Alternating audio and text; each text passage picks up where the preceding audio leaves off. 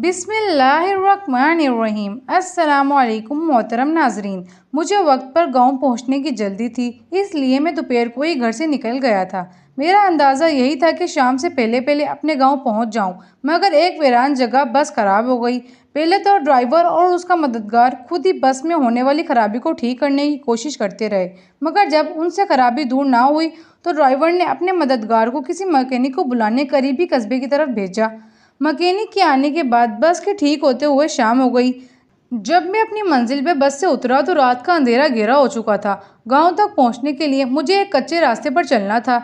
इस रास्ते पर अभी मुझे 3 किलोमीटर पैदल सफ़र करना पड़ा था। मैं बड़ी सड़क से उतर के गांव जाने वाले इस रास्ते पर चल दिया। इस वक्त आसमान पे चांद था, न उसकी चांदनी। सितारों की टमटमाती रोशनी ने माहौल को खौफनाक और पुरस्कार बना दिया था। रात के सन्नाटे में अकेले सफ़र का ये मेरा पहला इत्तेफाक था। मेरा दिल ज़ोर ज़ोर से धड़क रहा था और इस खामोशी में मुझे अपने दिल की धड़कन साफ सुनाई दे रही थी। अभी मैं थोड़ा सा रास्ता ही तय कर सका कि अचानक एक उल्लू मेरे सर की ऐन ऊपर रात के सन्नाटे में फटफड़ाता हुआ दरख्त से उड़कर दूसरे दरख्त पर जा बैठा। रात के सन्नाटे में उल्लू की खौफनाक आवाज़ में बुरी तरह डर गया और खौफनाक ज़दा नज़रों से इधर उधर देखने लगा। इसी वक्त झाड़ियों में से सड़सड़ाहट हुई। मैंने चौंक कर देखा, ऊंची ऊंची झाड़ियों के पीछे कोई खड़ा था। मैं डर के पीछे हटा तो किसी चीज़ से टकरा गया। डर के मारे मेरे मुंह से चीख निकल गई। मुड़ के देखा तो दरख्त था। मैं बदहवासी में दरख्त से टकरा गया था। फिर इस दरख्त के पीछे मुझे एक हवेला सा नजर आया।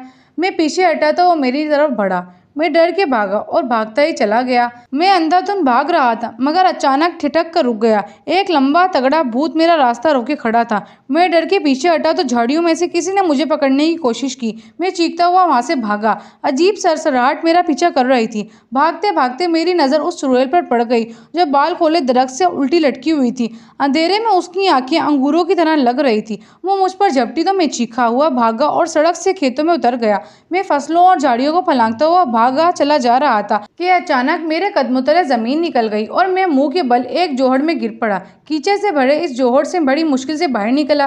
कीचड़ और मिट्टी के लेप से अब मैं भी भूत लग रहा था। सर्दी से मेरी कपकपी छूट गई थी। इस डर से कि वो बलाएं फिर से मुझ तक ना पहुंचे, मैं फिर से भागने लगा।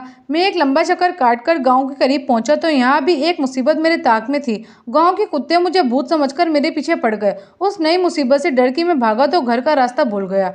बड़ी मुश्किल से घर मिला तो कुत्ते भी मेरे ताक़ुब में वहां पहुंचे। मैंने दोनों हाथों से दरवाज़ा पीटना शुरू कर दिया। कौन है? अंदर से आवाज़ आई। जल्दी दरवाज़ा खोलो, मैं चिल्लाकर कहा। मेरे चाचाजाद भाई ने दरवाज़ा खोला, मगर मेरी सूरत देखकर घबरा के पीछे हटा। मैं जल्दी से अंदर दाखिल हुआ क्योंकि कुत्ते बुरी तरह भौंकते हुए मुझ पर झपट रहे थे। कौन है तुम? मेरे चाचाजाद भाई ने लरसती हुई आवाज़ में पूछा। इतने में घर के दूसरे लोग भी उठकर बाहर आ गए। वो भी मुझे देखकर डर गए, मगर जब मैंने अपना नाम बताया तो बड़ी मुश्किल से उन्होंने मुझे पहचाना। चाचा जान ने पूछा, ये क्या हुआ?